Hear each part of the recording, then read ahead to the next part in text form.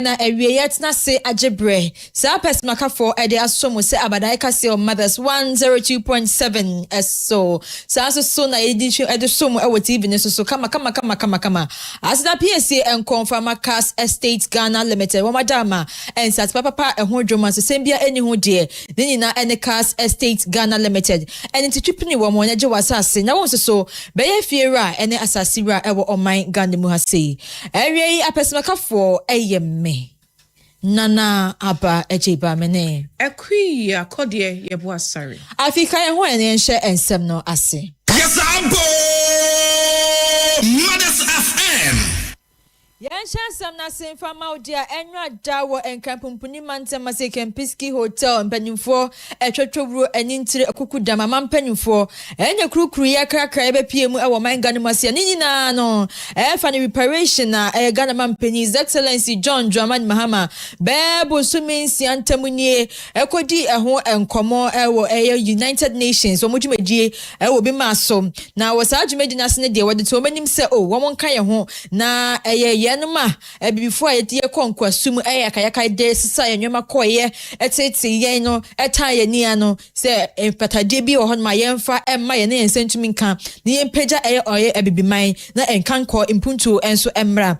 Na I know that Jumedian Aseno, and I didn't mammy and sebi etu Janin Nara aya quaya, and penny for one efaso, Atunyama eja boys and so no, and primpe one no and a deep operation and him, or mine Gandamu say. Na I dear penny for achemu say ada ebeboa ye papa ama nyoma nyina atumi akonkan and Ghana man pani gina simpie so na wo kire say ade a wo mo etoto nyama sede be ya nyama nyina betumi akọ enkan ede ama na ye na nanom a ye fa wo mo ekọ enkwaso mu no nyama nyina atumi akonkan ede ama mo de wo so emra ema meboa ye na nyama nyina nkonkan ititi upo ene enwuma hodo bi mu no wo fisika ema mehyem emfa ema se ne be reparation no ebetumi edimu ede ama ye ntin prempren de wo kire say ade nyama ye relics ahodo ye na nanom aboye nyama omutumi de omonsa nwenwene ye anwene de nya hodo a wo so de ko bi manso nyane ye nsetumi asanso aka aboho ban e obibi man emu. Of the UN General Assembly resolution marked an important moment of international recognition. Our responsibility now is to ensure that this recognition translates into meaningful and sustained action. And so today we must move from recognition to building the architecture for reparatory justice. To ensure the momentum generated by Resolution ARES 8250 is sustained and translated into practical outcomes, I'm pleased to announce the establishment of 3 global panels, which will serve as the pillars of the next phase of this international effort. The first is a global advisory panel on reparatory justice, comprising heads of states and governments, eminent leaders, and public figures who will provide strategic guidance to advance international dialogue and cooperation on reparatory justice. The second is an expert panel on the restitution of cultural artifacts, which will support efforts to facilitate the return of all cultural properties, archives, sacred objects, and historical treasures to their rightful communities and countries of origin. Eno ya mampani John Dramani Mahama eno achinsusu na manswafo edima oman Barbados mia amo motley wode ensem atudwa wo sajumedi ase na wo kyese wo se ye tutu nyoma bie na ntiti kra ene adwemu afemu sansoso na edwedi afemu nyinina no ekebeboa amanyoma na konkan edama bibifo na empuntuo atumi aba na ebibifo nsoso yensa atumi aso echi edwaye. The people of the Caribbean have come to join hands. Our CARICOM 10-point plan did not just drop out of the wilderness. We ask specifically in this plan, and I share with you the details of that request. Psychological rehabilitation. The right to sovereignty and development through technology, innovation, and entrepreneurship. And my friends, yes, in the spirit of the Bridgetown Initiative, debt cancellation, monetary compensation, and decolonization. Na ne krakra mu na mampani edema eye omai Namibia eye Dr. Nitumbo Nandi Ndeitwa wono so bepie mu odwumedi nase bia na wode eye abasobo ene di nkan ekoma Ghana mampani's excellency John Dramani Mahama mpo se wotumi nya akokudwo ne kogine mu ewo UN na wodi sa enkomo no empoma wo man mu Ghana nyina eta nechi ema ebibifo nso so enkan eta nechi wo che se eye abasobo kese pa edema wo eni ntini pempen de obesre se enya no nko an se ye Jessica, I be shame a woman gun must never know. Or much bet me a boy and dear, which my boy quite be now so a dreamer firm in Puntu, you might do a name one, which me a shame. I will be mem has say Nagana so and be mina and an intimapa Efra. Once more commend the leadership of President Mahama, the government and the people of Ghana, and all those who contributed to the adoption of the landmark Mothers FM, yes, some pa. Dr. Natumbo Nandi Ndeitwa, mampani edema omai Namibia nene ene kokotie. So far was say addition so won so enwa day wo mrasebe dwemogina CPS wo eden 72 dwa wo trese say there 42% get fund no eno more day ekwa akoshe free SHS feeding nimu unonyafo nsema wo kan na se sasike eyade beboapa ama Ghana de hia mo suku ntoaso no omo so etimi ahehe ha wo mo anso ha wo wie no se wo sempanyimfo se impo ni policy awodo bi a ewo ho emma get fund no ehun behia pa se on betena so ni nusuo no mabobo hu sane ebe ya yedi ye beto ye no hu se sa get fund policy no eno nya de fa baabi no eboat memufo bi onunyafo nsima wakai na se mpanyifo tena so ni nusuo a eyade a ebebo wo man Ghana ye die billion. You have 4.2 billion, Mr. Speaker, going to feeding of students in free senior high school. So when our government then in opposition said we will review free senior high school, there were many who interpreted it as cancellation. We have reviewed it subsequent to the National Education Forum, and the review is happening at 3 areas. 1, infrastructure has to be reviewed. Match the exponential increase in numbers, 1,600 to 4,000. Many schools, they queue to use assembly hall. They queue to use dining hall. That is what has happened in the country in the last 8 years. And we seem determined, Mr. Speaker, to correct it, and we'll correct it. And note that currently, the GET Fund allocates 42% of its total budget revenue to support school feeding under the free senior high school program. On monya for Haruna Idris Sunene and ye kotie no see ya pe and I'm Mashabajani Emma Manfo wa etiwa East in Persia so on monya for Abuna or say asari one also jina CPS war and was say so we'll share a year 42% get fund for siki a day call a year sukun to a suomu or madi a dim a diano diemuna na se SHS feeding no a ya dear bebwapa a ye na so was rebusao and our face or kotos empenyin for empen pi no ya omuncho mani enkohwe suku ntoaso mu ebi kura anya baabi enda en ebi kura so ebi obetena didi no akokoye ensem bebre enu nti eno no so stress ye de sika akohwe sa eye school feeding no eye SHS die eye amomwa na beebi ankoda de omuti beto ene de keka ho so omudi omeni be hwe ho percent of get funds allocation is spent on school feeding at the senior level. Mr. Speaker, that is good because the students also have to be fed as they go to school. But Mr. Speaker, that is not the core mandate of GET Fund. GET Fund's core mandate is to help in the infrastructure of the schools. I had the opportunity to visit the regions and also to engage the pre-tertiary schools. Mr. Speaker, as we speak now, there's an outstanding infrastructure, uncompleted infrastructure to the tune of between 8 to 10 billion. And so that if you take 42% of the allocation for this, which is not their core mandate, you ask yourself, how much do you give to them to complete the uncompleted infrastructure? We can use other sources of revenue to fund this equally good program. Yes, I'm Mothers FM. And kokotie mashebedwani manfo wo etiwa East Impesua so won monyanfo abena osei asare. Yamoremu our National Food Buffer Stock. Penikwa ntrafa with this ajumekwe enim Ewura George Abredu Otu. Wade nsema tidwa wa chese wo hwemu pa.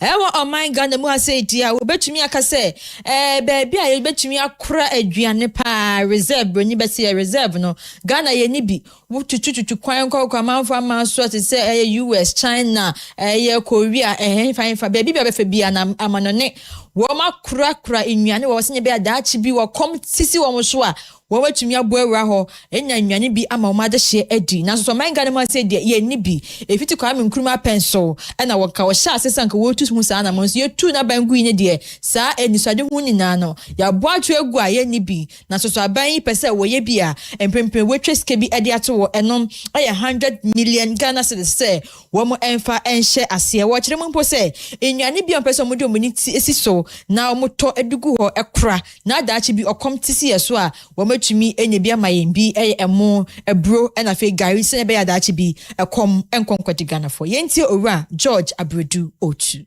And then when we say National Food Reserve, we are preserving food in times of calamities too. It's not just a question of storing for the sake of storing it, and when the lean season comes, we release onto the... But we are also looking at a situation where there are disasters, calamities everywhere. And if something like that, something happens, something of this sort happens, we'll be called upon to go in and then help till proper help comes. You understand? Together with NADMO, for instance.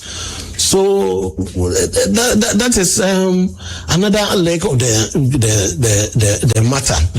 So it's so good. Yeah, we are doing rice, we are doing maize, and then to some extent Gary. So these are the three main items we are concentrating on. Now we yan sanso fancy one ma wa kire say wo hwem mpempre na ye rice glat wo ho no na kire say ye maize glat ni nan say ennuane no ye duadua ma say ye nya tofo na ye say ekuafo ni sun na musun esu say musika hye esan say mo ne egu botwo ye nya obi ento emfa ema wo mo enti mpempre de wo kire say wo mu pese mo tosa emo ni na begu honom dia won be hia sketwitwiri di eno Ghana sika no 1.5 billion Ghana cedis ana metumi edi atoto sa enduane na edi ababegu honum sene be ya dachi bi ekom enkonkode na so mpempem de sika omwo eda ho 300 million Ghana cedis eno so enso hwe na so ni nemu no wo musu se aban no adwempo adwempa edema wo mo. You know, last 2025, the Minister for Finance, Honorable Atufosen, announced that they were giving us further 200 million to continue the good work that we were doing. So in other words, so far we had only 300 million. And if we need to do proper, meaningful mopping up of grains, excess grains, we need no less than 1.5 billion. So you can imagine what 300 million has done. You understand? But it's a good beginning. It's a good beginning because it hasn't been done before. You understand? That's where I draw my comfort from. It's a good beginning for the government to even think in the first place that we need to have national food reserve. Because if you take the West African sub-region, Ghana is the only country that does not have food reserve. That's FM. Yes, some pa. CEO Edman National Food Buffer Stock Owura George Abredu Otu nene enekokoti. Yankwa santimante mu sawodo eni ekremu santimante mu MPP ne krabata ohodwam tinani yenim se eni efiti afiasi court akoni abasa onmonyamfo yechema wuntumi eno ye na hotedin na eno ade okopie mu court yenim se so bo ba akwa ne so da ne so Exim Bank siko okoje ye 30 million Ghana CDC na eno ena ne lawyer Apiakubi lawyer Andy edin chemu ba wo tre say empo no chema wontumi eni oman Ghana Attorney General na se ne ebe ya bageni ni bekoso na sika no watimi akotua na no moko court na court say sankita hudie wei ekoso de a na eni ebosomia etoso enso ne da etoso ensia no do ye asem no akakose na sa enchemu say na lawyer Andy Apiakubi a wojine mu say lawyer ama chema wontumi edibai. Accused persons agree that since we have initiated plea negotiations, it is only by law prudent for the court to give us an adjournment until we come to inform the court of developments. And by law, we are entitled to 30 days of plea negotiations. So we agreed to take the 6th of July to come to the court to inform the court of progress so far in the plea negotiations. We are very hopeful that by the time we come to the court on the 6th, we will have made some progress and inform the court of what issues are left outstanding for us to clear and to file our plea agreement in the court.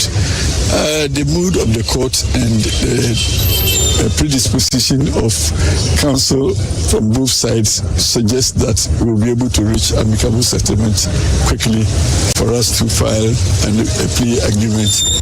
Yes, I'm Mothers FM. Ora Andy appear could be Esquire in a name and your cotillion. Yamoremu Awaga West, ye drew her the art memo for and ye dread for the show more our one and bring one more some to jar. And some men are ready to do much as say, do to Toby say, dear, not woman soon a good gem. It's an sincere to me try, no more yam show must say, ensure a bedroom or more than a goo, ensure the Omunia Padia Eberco, not as a bibia, I cast the name, Bassa, Omujin Hokura, or Antiase, and into almost say, and penny for and two a home and a mom and 5 moments send your bear, and she Toby my away, one more money and to me and say nanina kokowiemu say amanfo hu say nsuo twa pet na wo mobola egufie wasesa ababegu nsuo nem say nsuo entwe enfanko mike eni kwan say eba ne sa omo kire say zoom lion for udra enne ombaba ha na kire say omba gisika 15 cedis ebi kwa 20 cedis a kire say omba sesa bola na eko edema wo na so ni na mu wo mo kire say timemfo adi enya ade hye bi a wo mo eti amasama ne month ne so etututu bola egu nsuo mu nyina na kokowiemu say nsuo twa na ejiri for mpanyinfo emra medom wo mo nyina kokowiemu so modom nsemi tudwa na ya bra Zoom Lion Ghana Limited and afin so Ghana Police Service not mpanyinfo and afin channel 1 for akabuma wo mo edi wo mo dwuma edi sister bola edi efri emonte eso amanyame na akọ enkan enye easy nsuo tos kase saade na hade bububu fa ba bia nokre fa ba hadum nyina tibiyema gata de nyina o se gata de so sisi ebeboa ye pa ba ma nsuo na timi akọ onse ahanu ye sora ahumache pra hanu enye easy na debia council for na no mbeji fa bola no bola kitwa 15-20 ye chat ticket ye AMB ye den now so the bola ni 20 cedi 15 na ye every dia bola rubber and no pro 20 cedis 15 cedis and so mama e sadas na be boy aha nti we yetemefo nya adwadifo ade hye bia wo mo ewoga west na enu atwi na managing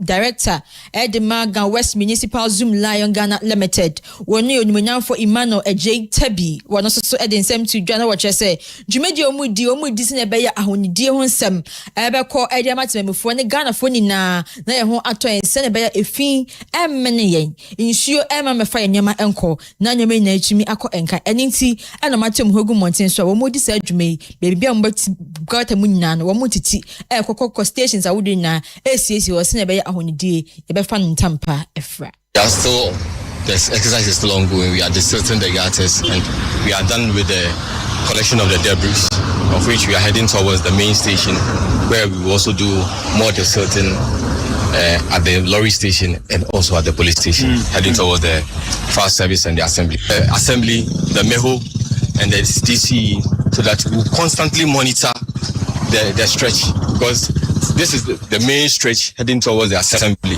so that those who are littering, we will be able to find them and punish them. Mothers FM, yes, some pa. Alright, Emmanuel Ejay Tabi nene ene kokoti.